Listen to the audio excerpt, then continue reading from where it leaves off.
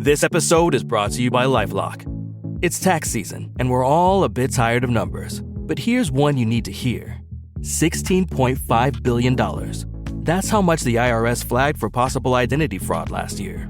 Now here's a good number. 100 million. That's how many data points LifeLock monitors every second. If your identity is stolen, they'll fix it. Guaranteed. Save up to 40% your first year at LifeLock.com/podcast. Terms apply. Hello, this is Simon Brew. I'm the editor of Film Stories magazine, and a very warm welcome to the Film Stories podcast. Sorry about that. I literally had to fly in from outer space. Come with me. And I show you how deep the rabbit hole goes. And movies that had stories. That the story just sucks them in. This is just the beginning. Stories. We would be honored if you would join us. Hello and a very warm welcome to Film Stories with Simon Brew. I am Simon Brew, as always, that's all you need to know about me. The aim of the podcast, though, as the title suggests, I'm here to talk of the stories of film. And so I tend to talk about development stories, production stories, behind-the-scenes stories, marketing stories, release stories, all those bits and bobs, really, that go to make the films that we know and sometimes love. Just that, the films that we know and sometimes love.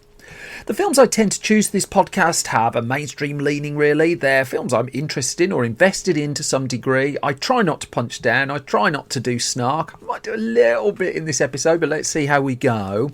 But the bottom line really is I just think it's really difficult to make a film, and I want this podcast to be a celebration of the fact that people have managed to do so and get them out into the world.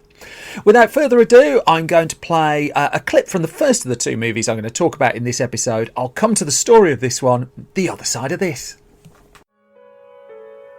I miss you more than Michael Bay missed the mark when he made Pearl Harbor. I miss you more than that movie missed the point.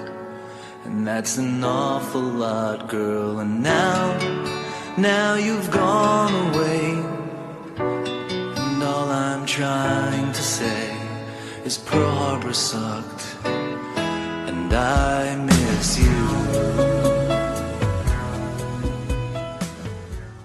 So we find ourselves in 2004 at the start of this episode with Team America World Police, directed by Trey Parker. Writing credits go to Trey Parker and Matt Stone, along with Pam Brady.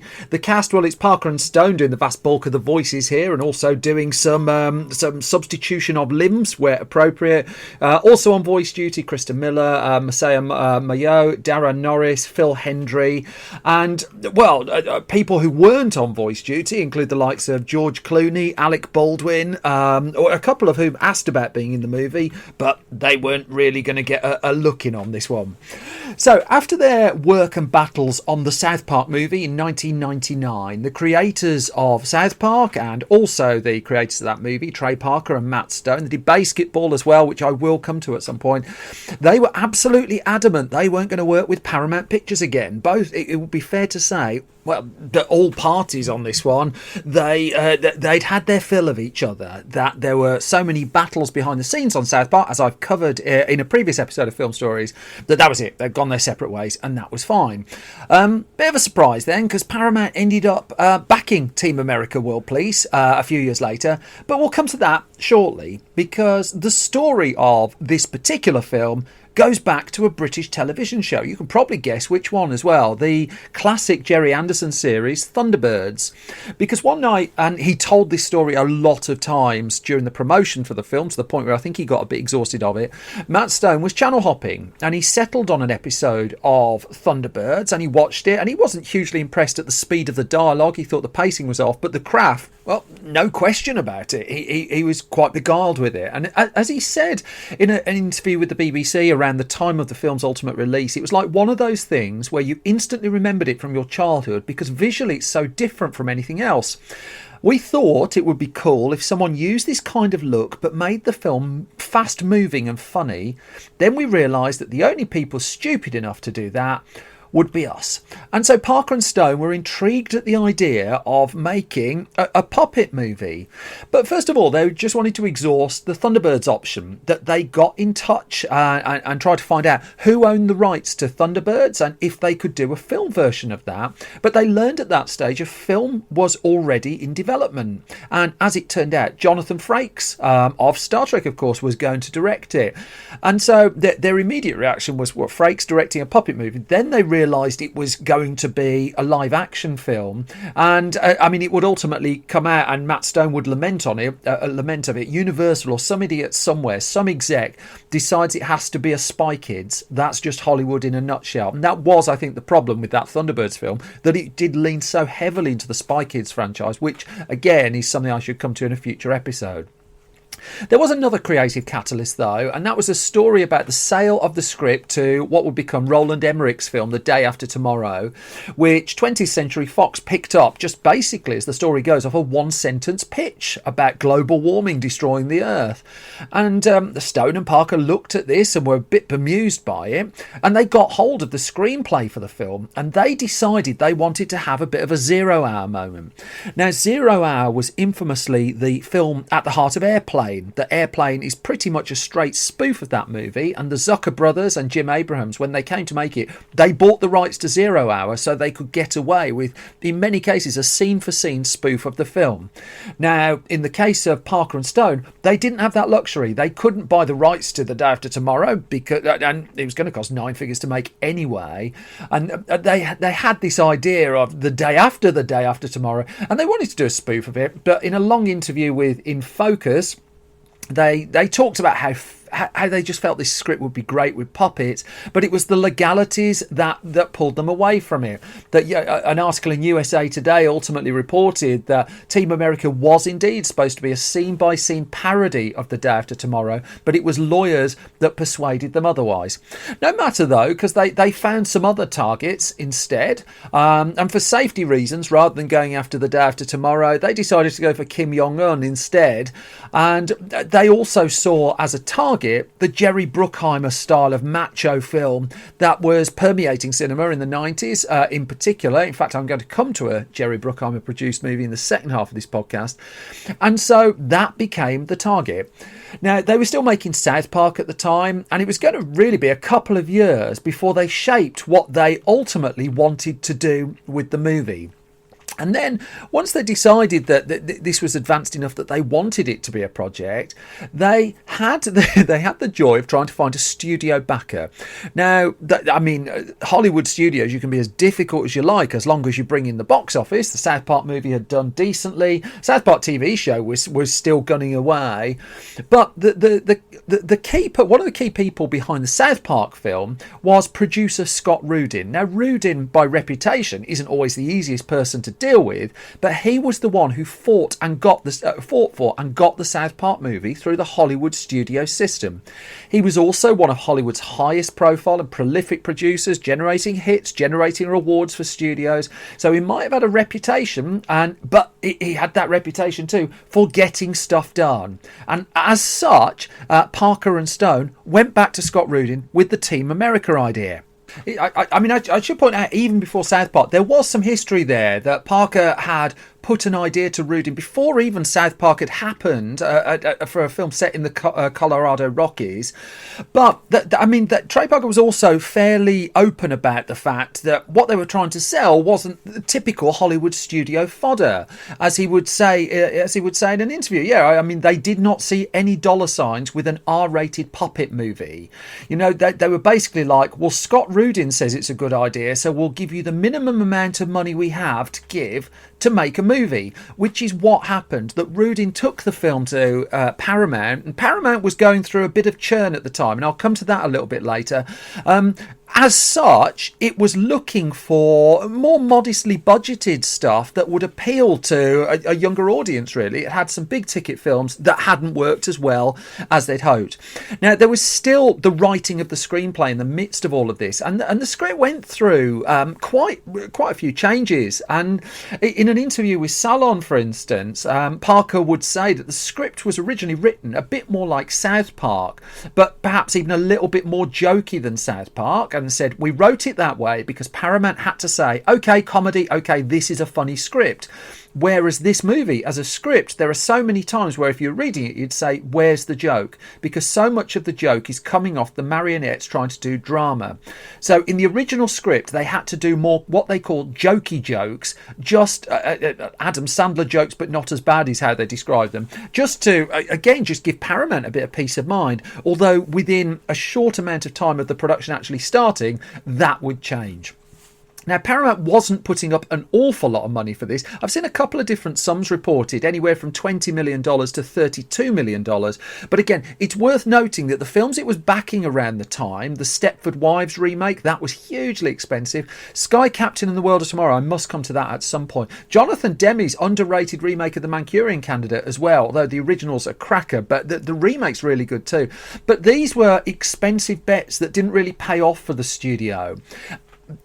In the case of Team America, what Paramount thus bought was a relatively cheap film, but also a relatively cheap film that it needed to be done in pretty much 6 months flat for a fast-moving action movie with marionettes.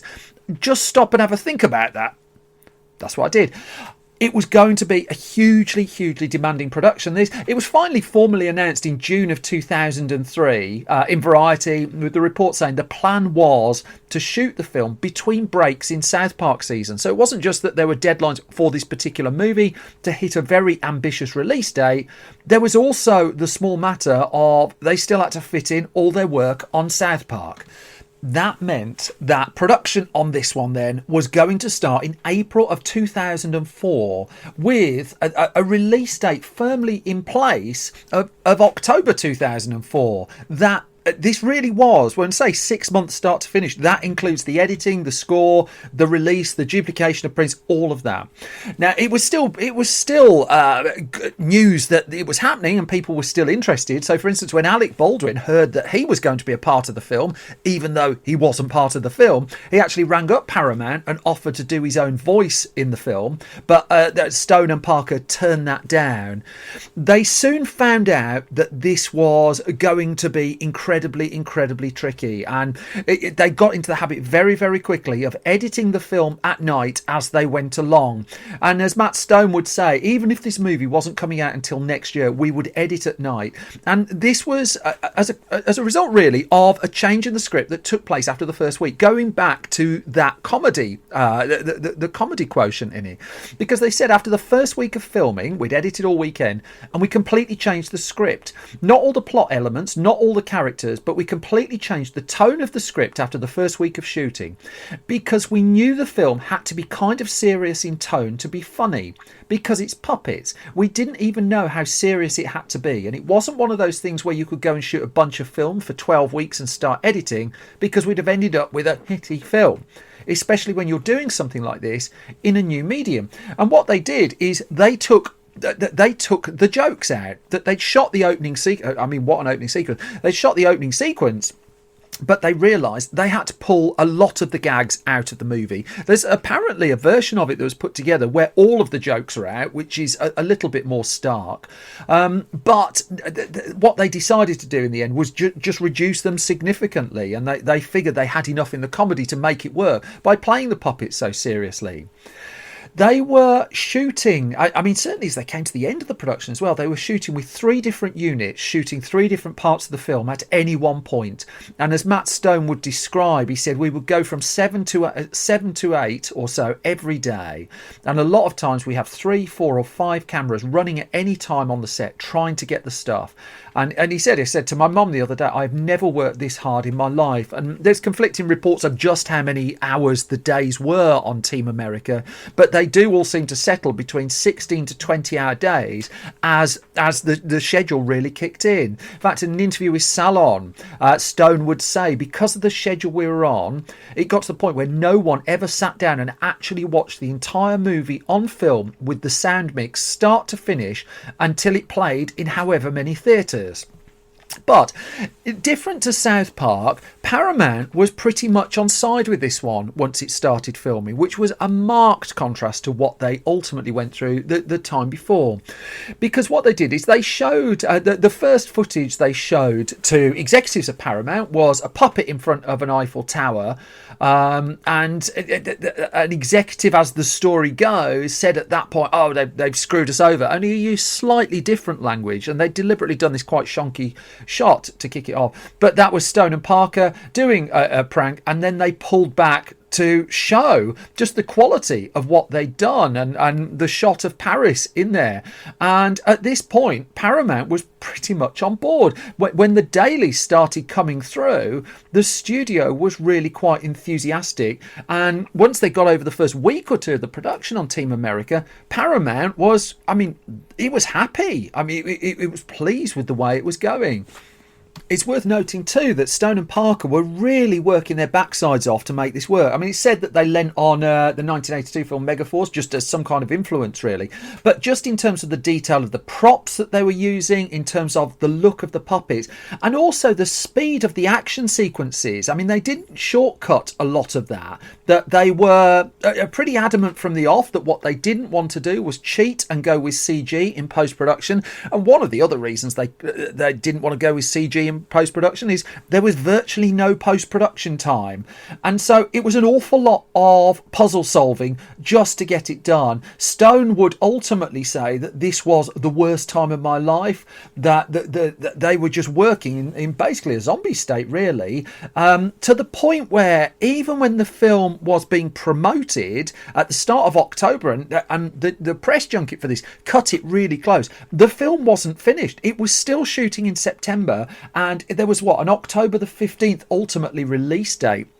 And all they could show assembled journalists at that point was a highlights reel of the film. And I've been in press rooms where this has happened, and you get no footage or none, and it generally leads to negative press, that the assembled journalists can take away a story, so they're too shy to show us the film. There must be something wrong with the film.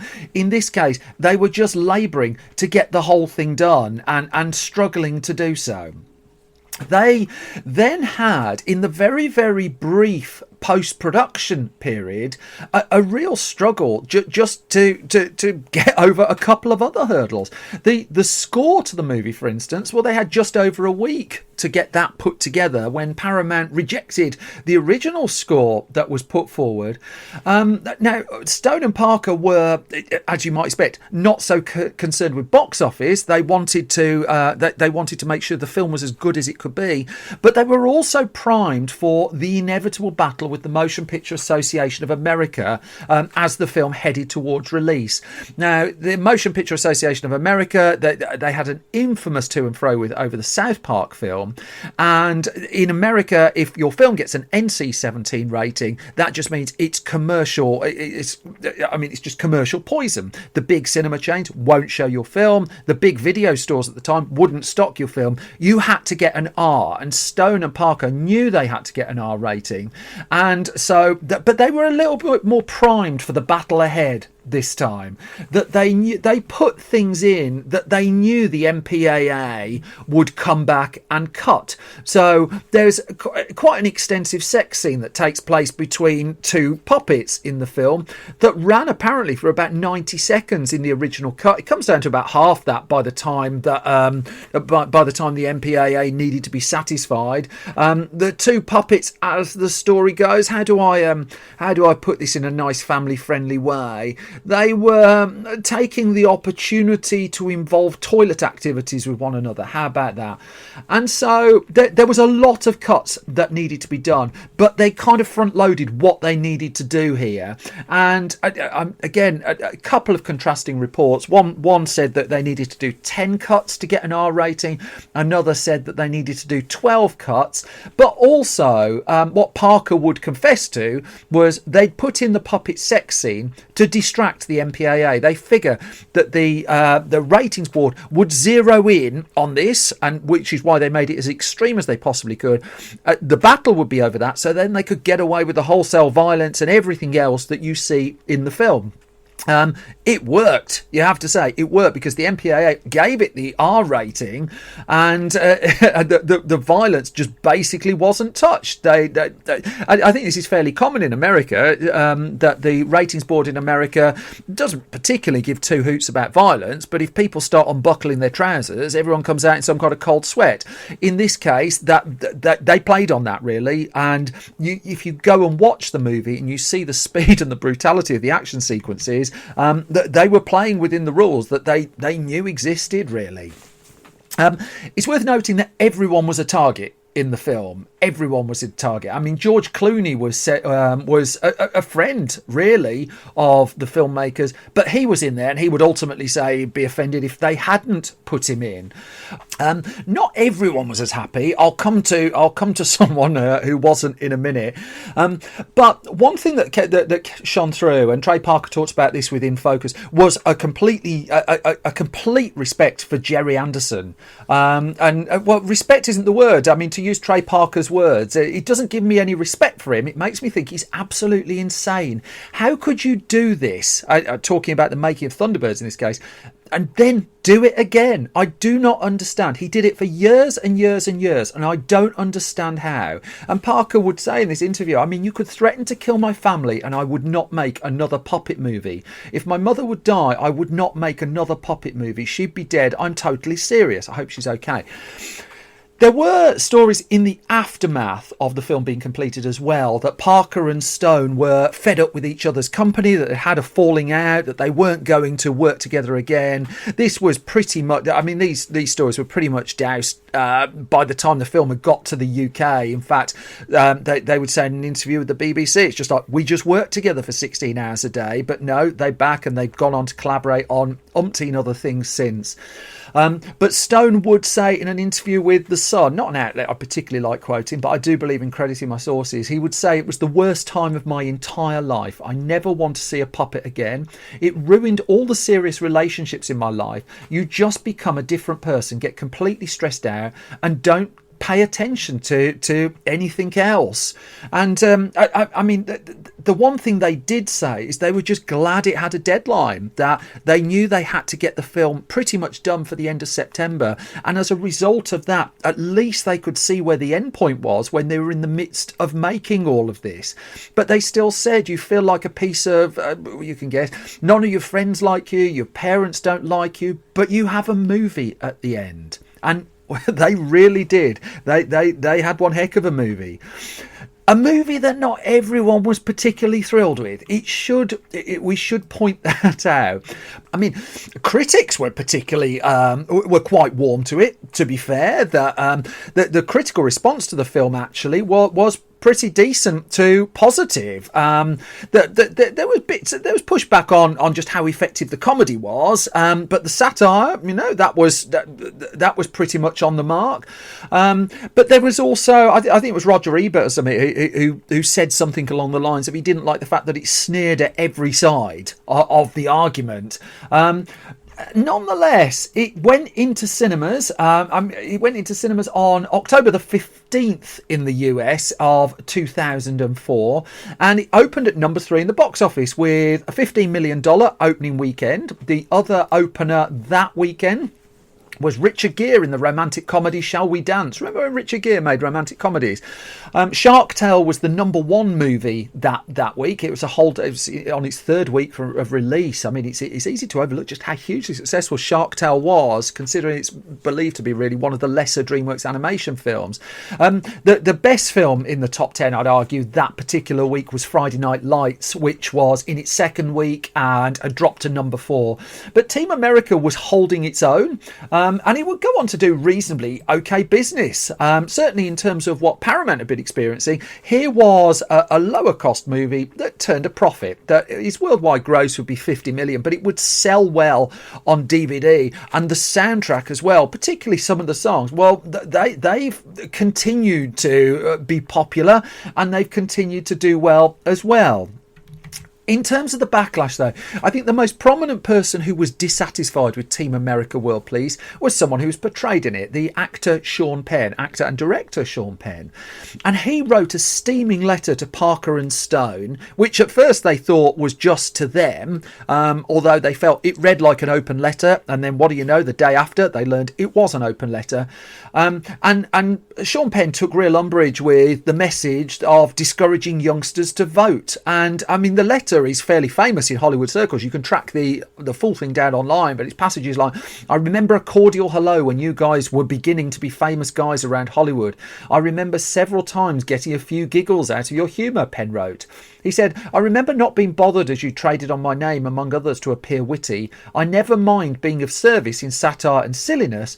I do mind when anybody who doesn't have a child at war, or isn't or won't be in harm's way themselves, is saying that there is no shame in not voting if you don't know what you're talking about. So Stone and Parker opened this letter, and their reaction was, quote, to howl with laughter. And ultimately the pair would say there's nothing that Sean Penn could have done that could have helped the movie more. That the publicity that got was just the stuff that you couldn't buy, and they were absolutely delighted with the letter. They were also delighted when George W. Bush's White House would call the film unpatriotic, and basically when people in high-profile places were offended by it, that completely played to the point that they felt they were trying to make in the film. Now, if the movie had been made, even 10 years later, I'm thinking of the Seth Rogen Penn movie, The Interview here, the response to it would be fair to say, could be dramatically different.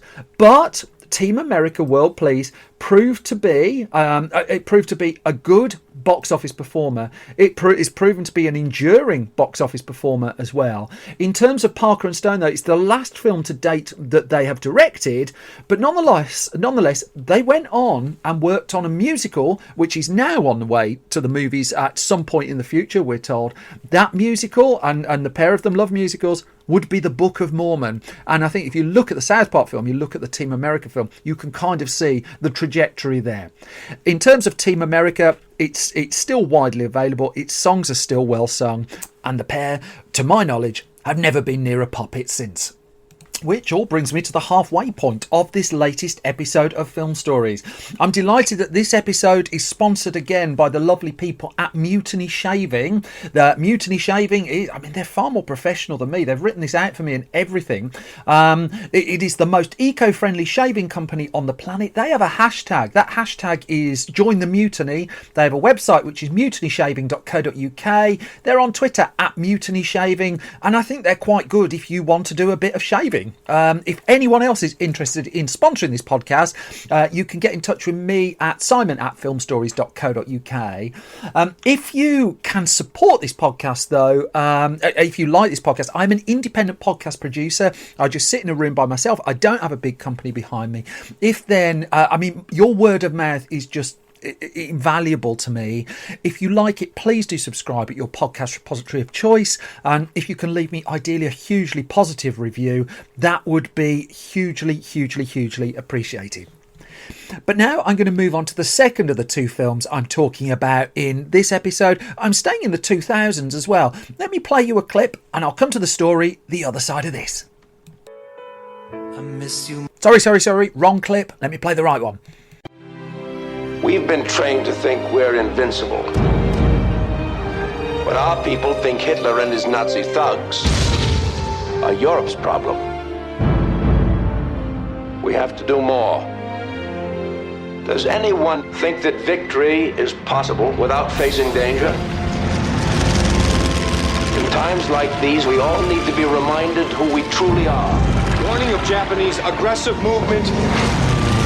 That we will not give up.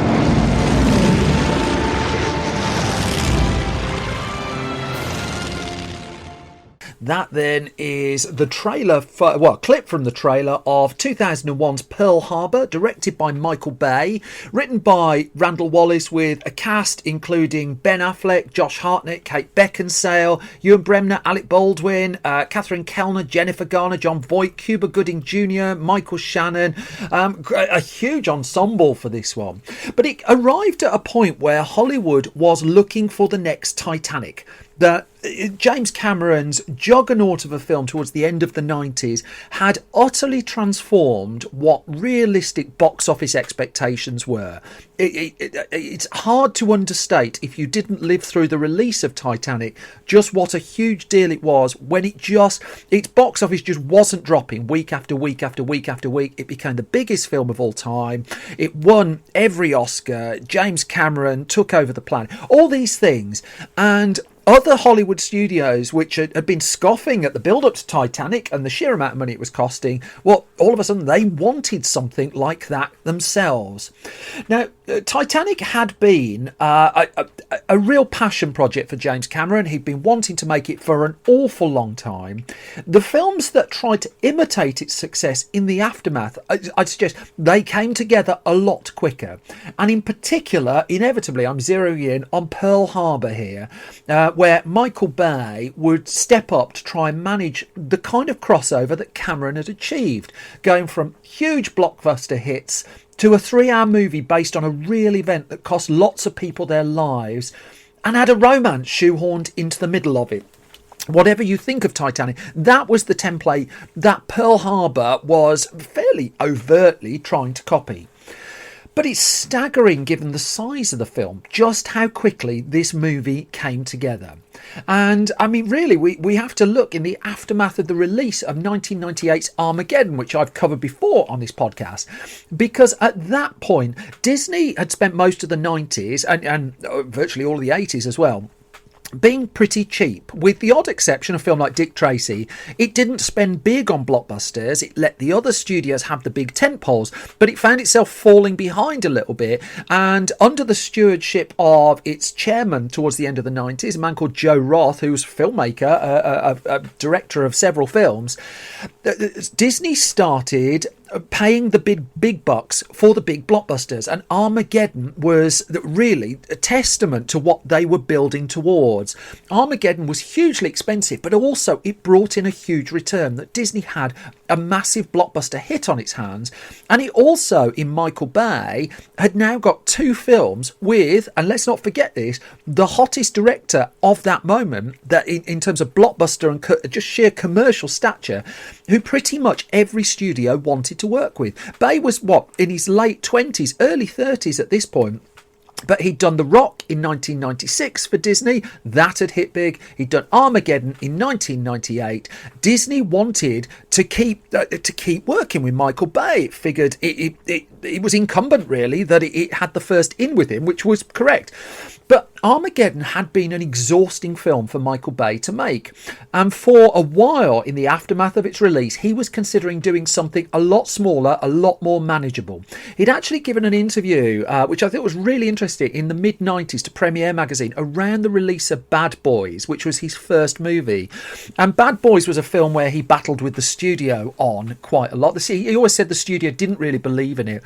And he was talking in that interview about how he was just doing commercial films at the moment, but over time he would do things that he thought would be more critically acclaimed. And he was on the lookout for something of that ilk. I think the film he made after Pearl Harbor was The Island as well. So he was looking to do a couple of things that, if you see Michael Bay's reputation now, you would suggest wouldn't necessarily fit with his ethos. But the film that he was settling towards making was with Columbia Pictures in the aftermath of Armageddon, and it was Phone Booth.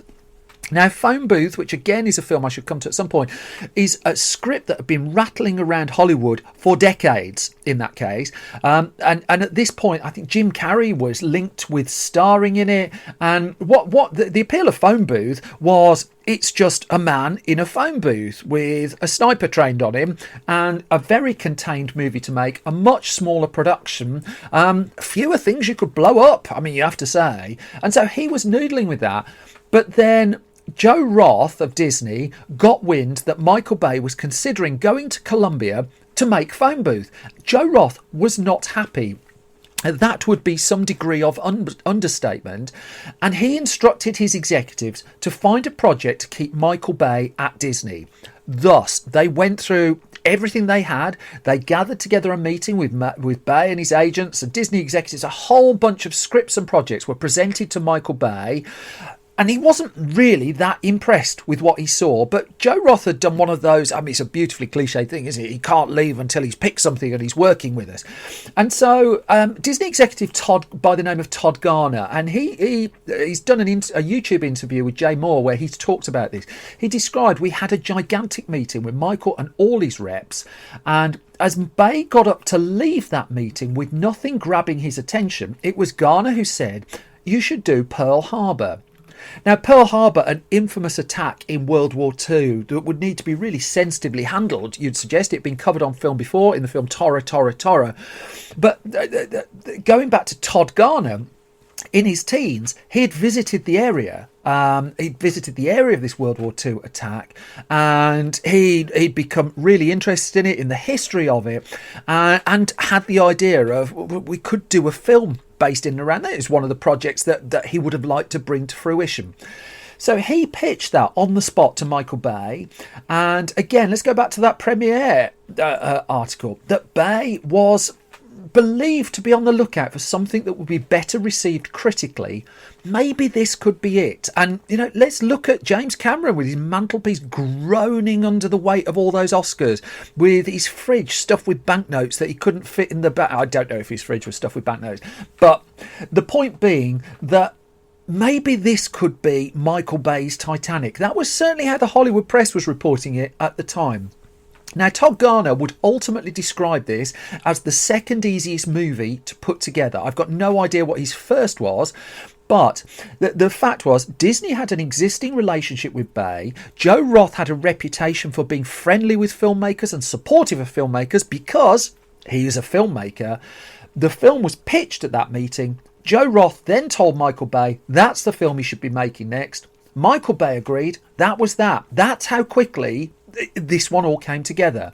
Now, what had also happened a few days before is Michael Bay had run into screenwriter Randall Wallace. Now, Randall Wallace had written Braveheart. He'd also written, produced and directed a film, The Man in the Iron Mask, which was the first movie headlined by Leonardo DiCaprio to be released in the aftermath of Titanic, and would go on to be a hit as Leonardo DiCaprio mania swept the world. But Michael Bay knew Randall Wallace from Braveheart. Wallace introduced himself, and as he told Screenwriters Utopia in an interview, I introduced myself and told him I enjoyed his work, and he told me he enjoyed my work. We got to laughing and talking. We said it'd be nice to work together. He seemed to mean it. But Wallace said, you run into a lot of people in Hollywood like that. Then we went our separate ways. But unbeknownst to Wallace, the Pearl Harbor thing had happened a few days later, and Michael Bay had Randall Wallace's name in his head for it. Now, Disney brought in Jerry Bruckheimer to produce this, who produced Armageddon, had produced The Rock. So Bay was very familiar. And also, Disney and Jerry Bruckheimer were pretty entwined at this point. I mean, Con Air was a Jerry Bruckheimer. Crimson Tide was a Jerry Bruckheimer movie. He would go on to do the Pirates movies, which I'll come to shortly. But Randall Wallace was then called into a meeting with Bay at the studio, and he, as he says in that interview, it sounds like the studio is biting on this because of how big Titanic was. A historical event, lots of explosions. So let's just concoct a couple of lovers and wonder which one of them is going to live and which one of them is going to die. And as Wallace said, I said, if that's basically the drill, then I'm not terribly interested because it just seems too much by the numbers.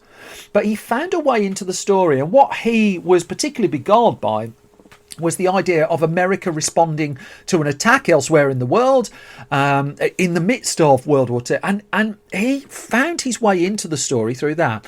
Now, the approach was going to be, there was going to be a romance put in the middle of this. Critics would suggest that it wasn't the most subtly inserted romance, but nonetheless, Wallace went away and wrote his first draft screenplay in 8 weeks. Bits of development went on. But again, let's go back to that interview. Randall Wallace said a couple of months before filming began, Michael wanted some changes to the dialogue and, in my view, to the characters, because what people say is who they are. We really didn't see eye to eye. I didn't want the dialogue to be contemporary. I didn't want the character to do little swearing. I wouldn't agree with that. That's an example of one of the things we did not come to terms with. So what happened? Randall Wallace was off the project. Michael Bay brought in some other writers and asked them to take a look. He asked Wallace to stay involved, and I think it was a fairly amenable split. But Wallace said to him, "It's totally your call. If you want to bring in another writer or writers, but I can't work that way. I've got another movie to work on." He did have another movie to work on because he would go on and develop We Were Soldiers, starring Mel Gibson, that he would write and direct. But he would also, on Pearl Harbor, be the sole credited writer of it. The casting was coming together then, and by early 2000 it was all falling into place. There were plenty who were sounded out who didn't take part in the movie. So Kevin Costner turned the movie down. Ashton Kutcher was in the running for the role that Josh Hartnett ultimately took on in the film, the role of Danny Walker. Ben Affleck, well, he and Michael Bay had there was always the perception they'd had a little bit of a falling out after Armageddon, but Affleck was lured back for Pearl Harbor. Charlize Theron, she nearly starred in this one, but she chose to make the film Sweet November instead. Matt Damon and Gwyneth Paltrow, well, they were busy. Michael Shannon said this would be the first film that he ever really auditioned for. He ended up in the ensemble. In came Cuba Gooding Jr. John Voight lobbied for a part and got a part in the movie. This huge, extensive ensemble came together in time for the start of shooting on the 10th of April 2000. The shoot would be 109 days, and Disney's ultimate boss at the time, Dick Cook, who was overseeing the film side of the business, would reflect in a piece with GQ magazine that looked back on the work of Michael Bay that this was, quote, one of the most difficult shoots in modern history. Now, most of the film is going to take place in Hawaii, with some shooting in Mexico as well. They were reusing areas that had been used by James Cameron for Titanic. But I'm going to go back to that GQ piece because it quotes Michael Bay's first assistant director, Casey Hodenfeld, who's worked on several Michael Bay films. And the quote goes, Michael was saying, as production began, he was going to go about the movie differently. He was going to hold shots longer. He wasn't going to move the camera as much. This was going to be like a classic movie. The first day we started shooting, Hodenfeld said, he wasn't using his fast-moving, fast cuts, low shots, his bag of tricks, and it was like watching an Italian speak without his hands. By lunchtime, we were making a Michael Bay movie in the Michael Bay style. And as Bay chipped in this interview, I don't change my style for anybody. Pussies do that. So there you go. For half a day, this was shot differently as a kind of almost romantic wartime drama in a classical sense. By lunchtime on day one, this was a Michael Bay movie. And in fact, people would say afterwards, there was not a single day on the shoot of this film, I'm not deliberately playing to cliche, where there wasn't an explosion going off. But behind the scenes, this was also a very troubled movie. That what didn't help was that Joe Roth departed Disney before it started shooting. In fact, Joe Roth went off and directed a film as soon as he left Disney. He made the film American Sweethearts with Julia Roberts, Billy Crystal in that one as well. But Roth had agreed the biggest check at that point that had ever been written for a standalone live-action movie. And for the once frugal Disney to be writing that check was seen as incredible in the industry. I mean, the bill for this one, there was talk at one point this was going to cost $200 million to make. Now, it's worth noting that Titanic would go on to cost more than that, but at the point the film was greenlit, Titanic was a lot cheaper. This up front was going to cost Disney at least, $150 million. And Joe Roth had backed the green lighting of the film at that level. His successor, less keen, because the movie side of Disney then became more under the jurisdiction of Michael Eisner, its one-time controversial CEO and chairman. And Michael Eisner, I mean, he's quoted in his successor Bob Iger's recent memoir as saying micromanaging is underrated, which that passage really just stuck out at me. But he was now overseeing this. He wanted the budget of this one down. He was scared by the cost of it. He wanted the budget for Pearl Harbor to come down to $135 million, which for what Michael Bay was trying to put on screen, well, it was going to be tight. It would be fair to say that Michael Bay was not much of a fan of this new regime. He would quit Pearl Harbor at least twice, and both occasions it was Jerry Bruckheimer who persuaded him to return. And it was the budget that was a lot of the heart of the problem. The fact that Disney had just changed the parameters of the film once it was up and running. And say what you like about Michael Bay, and I'm really trying to give him a fair hand here. That I mean, I really like The Rock and Armageddon, for instance. Whatever you say about him, his determination to put money on the screen, I don't think can really be argued with. In fact, in this case, he ended up cutting his salary by several $1 million as part of the deal so that he could keep the budget at the level that he would work with, that he was used to, he needed to work with, more than used to work with. Jerry Bruckheimer too, he would cut his upfront fee on this one. I do think, I assume they swapped it for some degree of back end as well, and the $2 billion gross of Titanic can't have been too far from their eyes, but nonetheless, they made that sacrifice. Barry Waldman, who's worked with Bay on several films, who was executive producer on this one, also said though that Disney tried to shut this movie down twice, once shooting had begun, and the sheer logistics of trying to get this film in the can were being played. All that was happening against a backdrop of threats of the whole thing falling apart. It was also happening against a backdrop of Michael Bay working insane hours on the movie, that he was said to be doing at some points up to 20 hours a day on the film. By the time it did actually wrap up, though, incredibly, they shot. I think they shot one day over schedule. It came in at, and they shot over the course of these 109 days 300 hours of material. The amount of setups that they got through on this movie in just a single day was incredible. That there were precious few accidents. I think there were 5 accidents on it, which given and not serious ones, which again, given the number of explosives, I think this ended up in the Guinness Book of World Records at one point for the film with the most explosives in it. But given all of that was going on, it was an achievement and a half to get it in the can with people intact, really. The final day of shooting was the 15th of September 2000. So this gave Bay quite a lot of time in post-production, really, to fashion the movie as he wanted it. But also, the post-production had an awful lot of computer-generated work to do as well. That the release date was set, the premiere date was set for the 21st of May 2001. And so, again, the clock started ticking, really. It perhaps wasn't as much time as it first looked, with 8 months to lock this film down. The hype was building, though. The trailer was pretty well received. Other movies were giving this one a wide berth. It's worth noting that 2001 wasn't shy of films that came with big expectations. The Mummy Returns, scheduled, that steered clear of Pearl Harbor. Jurassic Park 3 steered clear. Planet of the Apes was in there. The biggest films of that year, Harry Potter, 2 of them, Harry Potter and Lord of the Rings, they wouldn't release until December. The one that really stuck out, actually, was Shrek, which I'll come to shortly. That was the juggernaut that no one really saw coming at the scale of which it did. But nonetheless, there was the build up to this was pretty positive. That even though there'd been stories of just what a difficult production it was, sort of played to the Bay narrative that he was this big macho, big booming, blasting film production, and this was going to be the biggest event. And people like Jerry Bruckheimer were in no mood to play that down either. Jerry, in talking to Empire magazine, he talked about Pearl Harbor was a seminal event in American history, but he also noted the film will only work if you fall in love with Kate Beckinsale and Ben Affleck and Josh Hartnett. If you do, we've got you, and if you don't, I should get out of this business.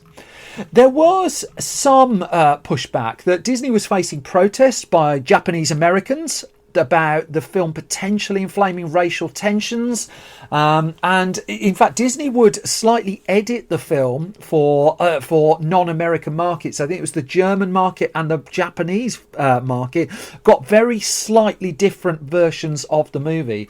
Disney was also doing battle with Michael Bay over the final cut as well, in that Bay thought at heart really this should be an R-rated war film. It shouldn't be made family friendly, but also given the huge amount of money that Disney had spent on the film, it was accepted that this would have to be PG-13. It would have to play to the widest possible audience, and the deal that Disney did with Bay over that was they would allow him to put out an R-rated cut on DVD, which I'll come to shortly. Notably, the premiere for this movie took place. I mean, the premiere, I've seen costs that just the premiere for the film cost about $6.5 million. This was Disney's huge big bet, and go back to that Titanic feel. That's what it wanted, and it was gonna gamble hard to see if it could get it. And in fact, what they did for the premiere is they took the American carrier, the USS John Stennis, and they dressed it into a 1940s style ship for the after party of the premiere. Just that night cost more than several films alone that came out in 2001. The promotion of the movie in America played on the patriotic angle of it, played on the war angle of America coming in and saving the day angle. That was kind of the way it was pushed. Outside of America, it skewed more towards the romance at the heart of the film.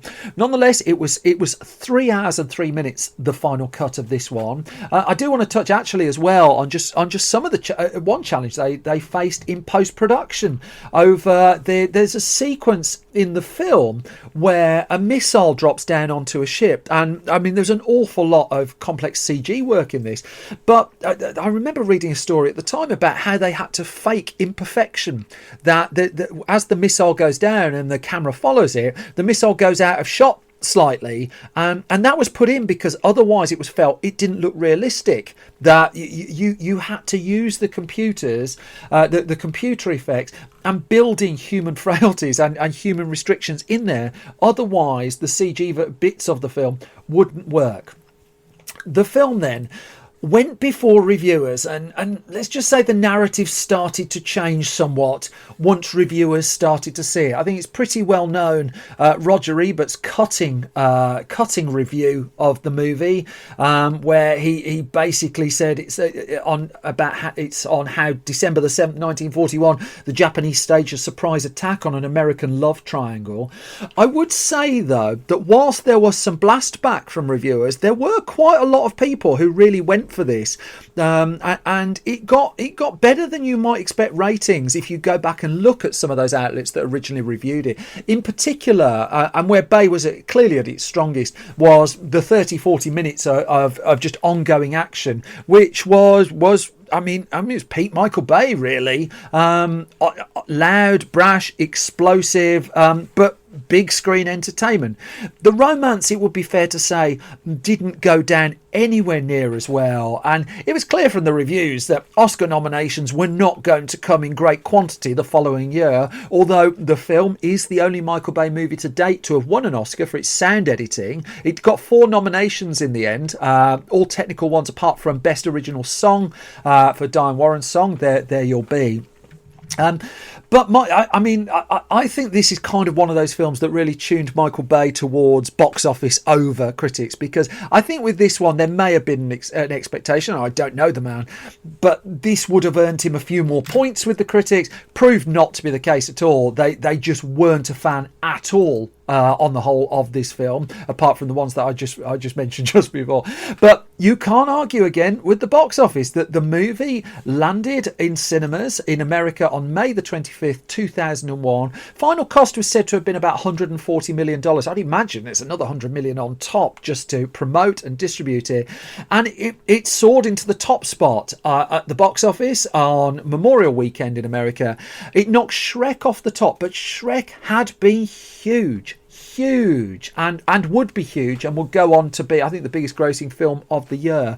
But Pearl Harbor still opened over the 3-day weekend with $60 million, just shy of, against films like Shrek, The Mummy Returns, A Knight's Tale, Angel Eyes in there. Remember that? Bridget Jones's Diary was around, Memento. Wonder what happened to the director of that. Along Came a Spider, Blow, Sylvester Stallone in Driven, that was still around. Crocodile Dundee in Los Angeles. What it didn't have was the legs of a Titanic. And whilst it would retain the top spot in America the week after, it would start to drop. I mean, Swordfish ultimately would knock it off the top of the chart. But while Shrek continued to stay around the top, Pearl Harbor then just started to drop. It would end up with $198 million in the US. Another $250 million overseas. Total gross $450 million worldwide. And that really isn't a bad result.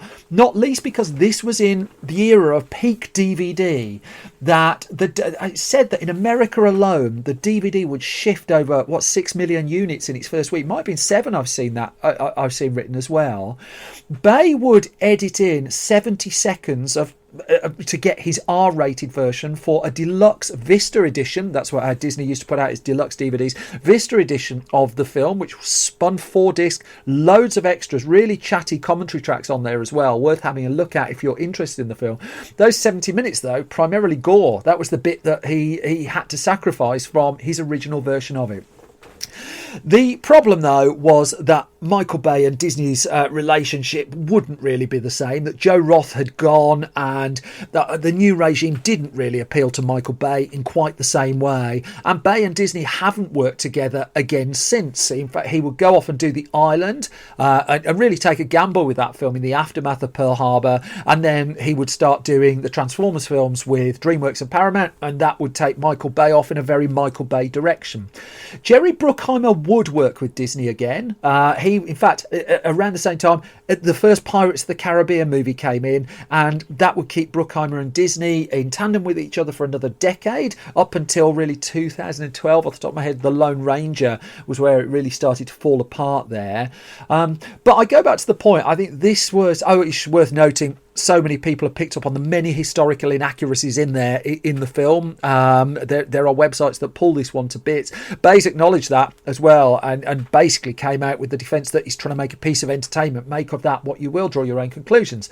But I do think this was the turning point for him, that I think he saw at that point that his future of being a hugely acclaimed filmmaker just wasn't really there. But conversely, in terms of packing the screen with fire and boom and blast, there's really no one who was doing it to quite the level he was. And you end up with Netflix paying him an awful lot of money to do films like 6 Underground, which throws in some random nuns. I'm all for random nuns.